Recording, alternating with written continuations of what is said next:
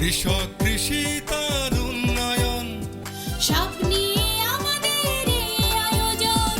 বাংলার কৃষি বাংলার কৃষি বাংলার কৃষি ফলবে ফসল ভরবে গোলা আরো বেশি বেশি বাংলার কৃষি বাংলার কৃষি বাংলার কৃষি বাংলার কৃষি বাংলার কৃষি। কৃষি তথ্য, প্রযুক্তি, পরামর্শ এবং ফসলের করণীয় সম্পর্কে জানাতেই আমাদের এই বাংলার কৃষি। প্রিয় কৃষক ভাইরা, বাংলাদেশ টেলিভিশনের নিয়মিত কৃষি বিষয়ক অনুষ্ঠান বাংলার কৃষি দেখার জন্য আমি আব্দুল শহীদ মিঠু আপনাদের আমন্ত্রণ এবং শুভেচ্ছা জানাচ্ছি। আমাদের আজকের বিষয় সরিষার ফলন বৃদ্ধির পাশাপাশি বাণিজ্যিকভাবে মধু উৎপাদন। পাবনার ভাঙ্গুড়া উপজেলার প্রধান ফসল ধান, পাট, গম, সরিষা, পেঁয়াজ, রসুন, কাঁচামরিচ, খেসারি ও মসুর ডাল।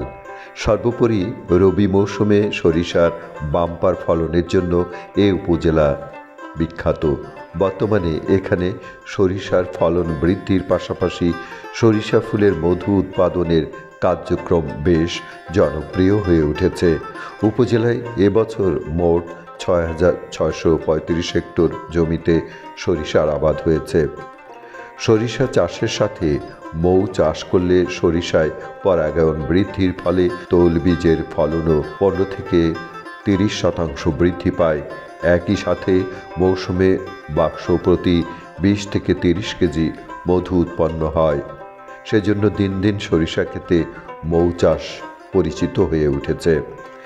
প্রতি বছর $৩.২০ বিলিয়ন তেল আমদানি করতে হয় বিধায় সরিষা উৎপাদন বাড়ানো দরকার। আবার বছরে ১০,০০০ মেট্রিক টন মধু উৎপাদন হয়, ২,০০০ মেট্রিক টন আমদানি করতে হয়। সেজন্য সরিষা ক্ষেতে মৌ বাক্স স্থাপন করলে সরিষা ও মধু উভয়ই উৎপাদন বাড়ে। পাবনা জেলার ভাঙ্গুড়া উপজেলার দিলপাশা ইউনিয়নভুক্ত মাগুরা ব্লকের আদাবাড়িয়া গ্রামের জুলফিকার আলী ভুট্টোর নেতৃত্বে কৃষক ভাইরা সরিষার আবাদ করে মধু সংগ্রহ করছেন। দর্শক, আপনারা দেখতে পাচ্ছেন আমাদের চতুর্দিকে সরিষার ক্ষেত, ক্ষেত, হলুদ ফুল, এবং এই ফুল থেকে মধু আহরণ করছে মৌমাছি। আমার পাশে যিনি দাঁড়িয়ে আছেন উনি একজন মওয়াল। উনি বিভিন্ন জায়গায় এই সরিষার সময় বা অন্য অন্য সময়েও, যেমন লিচুর সময়, বিভিন্ন জায়গায় যেয়ে উনি মধু সংগ্রহ করেন মৌ বাক্স স্থাপন করে। আমরা জানবো উনি কিভাবে এই কাজটা করেন এবং কতদিন ধরে করছেন। আসসালামু আলাইকুম। ওয়ালাইকুম আসসালাম রহমতুল্লাহ। এই কাজটা আপনি কতদিন ধরে করছেন এবং কিভাবে শুরুটা করেছিলেন সেটা একটু যদি বলেন প্রথম থেকে। আমি ২০০০ সালের থেকে এই মৌ চাষ করছি। এই ২৬ সাল পড়েছে, তাহলে এই ২৬ সাল আমার ২৬ বছর আমার এই মানে মৌ চাষের বয়স। ২০০০ সাল থেকে করছেন না? জি। আচ্ছা। এটা করে আমি অনেক, আল্লাহ আমার এরপরে অনেক লাভবানই করেছি। আর আমি প্রথম শুরু করি, আমি ৫০,০০০ টাকা দিয়ে ১৫টা বাক্স কিনি। আচ্ছা। ১৫টা বাক্সর থেকে আল্লাহ আমার এই পর্যন্ত নিয়ে এসে আমার, তারপরে আমি কত বাক্স বিক্রি করলাম কোনো হিসাব কিতাব নেই। আচ্ছা। এবছরও ৪,৯০,০০০ টাকার মধ্যে মৌমাছি বিক্রি করেছে। মধু কেমন পরিমাণ বিক্রি করছে? মধুর পরিমাণ অন্য বছরের তুলনায় কুয়াশার কারণে এবছর একটু কম হয়ে গেল। আচ্ছা। কিন্তু আপাতত এখন আবহাওয়া ভালো, এখন ইনশাল্লাহ আলহামদুলিল্লাহ ভালো আর কি। মাছগুলোকে কিভাবে পরিচর্যা করেন বা রাখেন কিভাবে অফ সিজনে? এখন ওরা ফুলের থেকে মধু এনে ওরা চাকে রাখে। চাকটা হলো ওদের ব্যাংক, যেখানটা জমা করছে ওখান থেকে আমরা মধুটা ওই মেশিনে ঘুরাইয়ে বের করে নিই। মানে ১২টা ঘন্টায় দিনে মধু তালাই থাকবে, ১ সেকেন্ড বসে থাকবে না ওরা। যখন সরিষার ফুল থাকে না তখন কি করেন আপনারা? সরিষার ফুল শেষ হবার এরপরে আমরা ধুনি কালোজিরার ফুল ফুটবে, ধুনি কালোজিরার ফুলে যাব।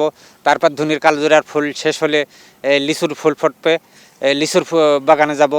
লিচুর ফুল শেষ হলে আমরা যাব সুন্দরবন, যাই সুন্দরবনের মধ্যে সংগ্রহ করব।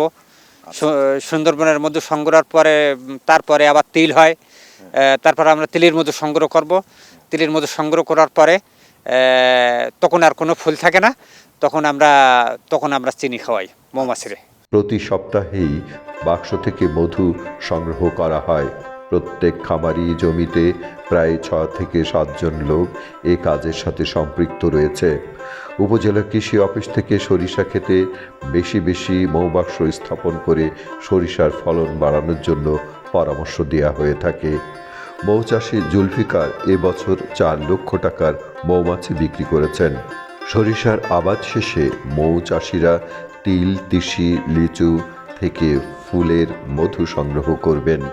এ উপজেলায় অধিকাংশ জমি 2 ফসলি, সেখানে 2 ফসলের মাঝখানে সরিষা চাষ করে একটি বাড়তি ফসল ঘরে তুলতে পাচ্ছেন। তো আপনার সরিষার ক্ষেতে পাশে আমরা দেখতে পাচ্ছি মৌ বাক্স বসানো হয়েছে, এটা আপনাদেরকে কোনো ক্ষতি করতেছে না? না, ক্ষতি করতেছে না, আমাদের আরো লাভ হচ্ছে।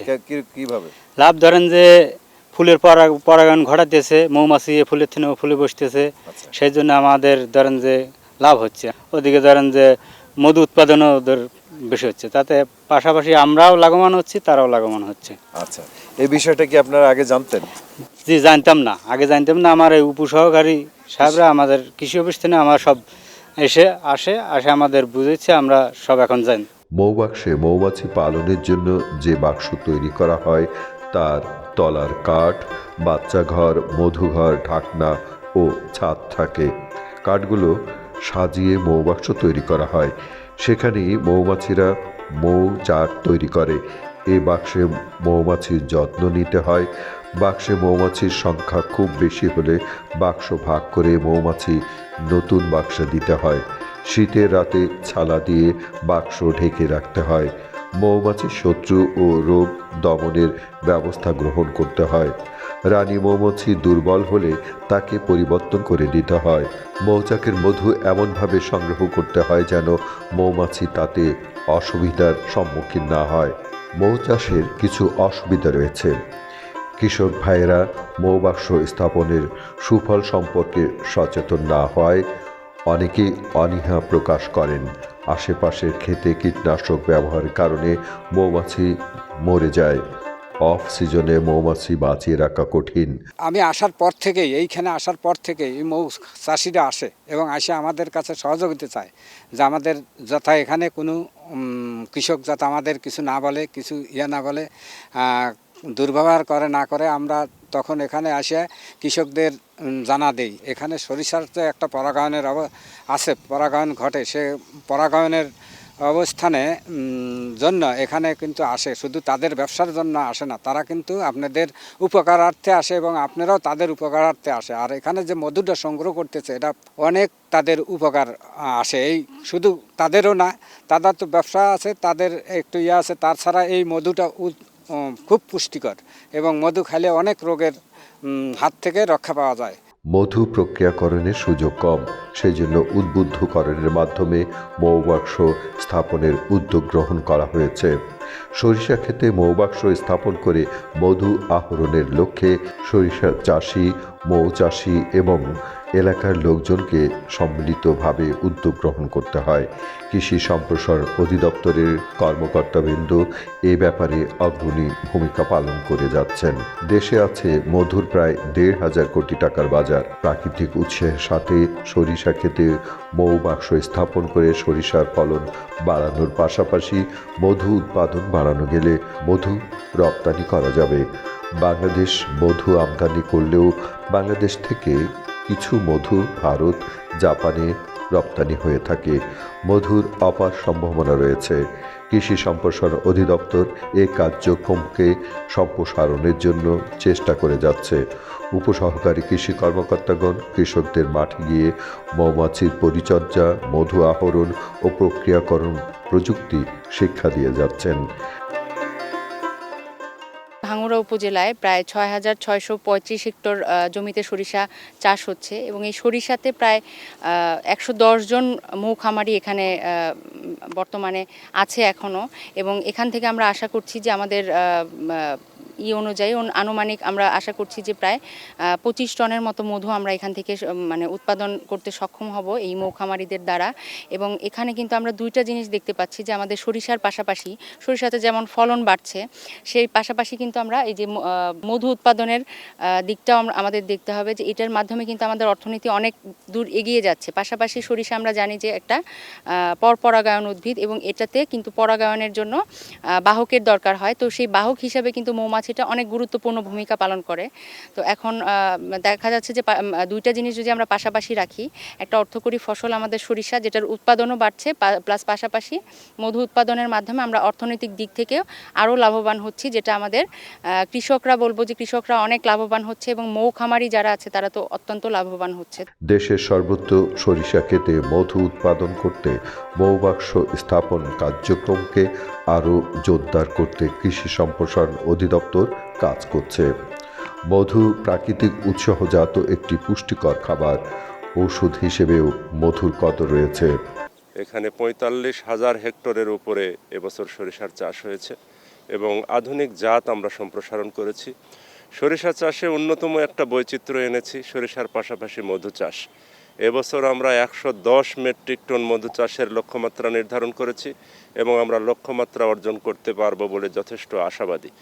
কৃষক ভাইয়েরা বিগত বছরগুলিতে মিশ্র প্রতিক্রিয়া থাকলেও এবার তারা অত্যন্ত খুশি যে সরিষার পাশাপাশি মোয়ালদের তারা উৎসাহিত করছে, কারণ আমরা বোঝাতে সক্ষম হয়েছি যে মোয়ালরা মধু চাষ করবে কিন্তু সরিষা চাষিদের এতে লাভের বিষয় রয়েছে। যদি মোয়ালরা ক্ষেতের পাশে মৌ চাষ করে তাহলে সরিষা ক্ষেতে পরাগায়ন বেড়ে যায় এবং সরিষার ফলন ব্যাপকভাবে বেড়ে যায়। এতে কৃষক ভাইয়েরাও খুশি, মোয়ালরা খুশি। সরিষার উৎপাদন বৃদ্ধি পায় এবং মধু চাষ করে বাংলাদেশের পুষ্টি উন্নয়নে যথেষ্ট ভূমিকা রাখছে।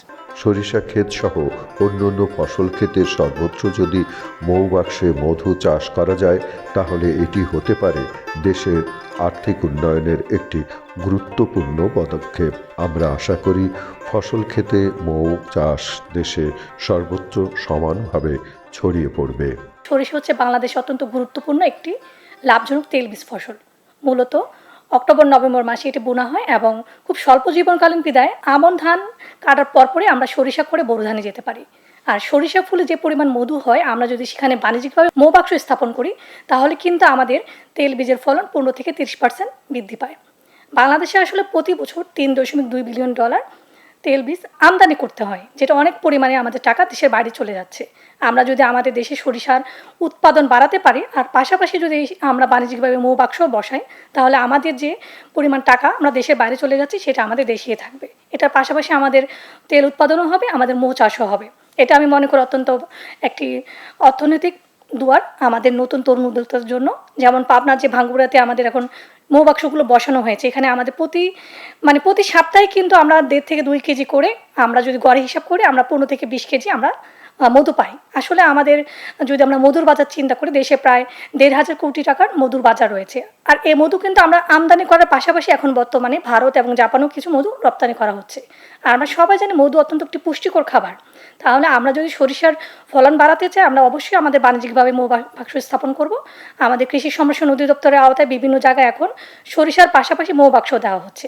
আর যদি এই বিষয়ে আমরা বিস্তারিত জানতে চাই আমরা নিকটস্থ উপজেলা কৃষি অফিসে যোগাযোগ করব অথবা কৃষি তথ্য সার্ভিসের কৃষি কল সেন্টার নাম্বার 16123 নাম্বারে শুক্রবার এবং শনিবার সরকারি ছুটির দিন ব্যতীত সকাল 8টা থেকে রাত 8টা পর্যন্ত যে কোনো সময় ফোন করে তথ্য নিতে পারবো। বাংলার কৃষি, বাংলার কৃষি, বাংলার কৃষি। অনুষ্ঠান সম্পর্কে আপনাদের যে কোনো মতামত আমাদেরকে লিখতে পারেন। লিখবার ঠিকানা প্রযোজক বাংলার কৃষি, কক্ষ নম্বর 223, বাংলাদেশ টেলিভিশন ভবন, রামপুরা, ঢাকা 1219। ইমেল বাংলার কৃষি 1314@gmail.com। Facebook Bangladesh television. ইচ্ছে করলে অনুষ্ঠানটি ইউটিউবে দেখতে পারেন। কৃষক ভাইরা, আজ এ পর্যন্তই। আপনারা সবাই ভালো থাকুন, সুস্থ থাকুন, এই কামনা শেষ করছি আজকের বাংলার কৃষি। আল্লাহ হাফেজ। বাংলার কৃষি।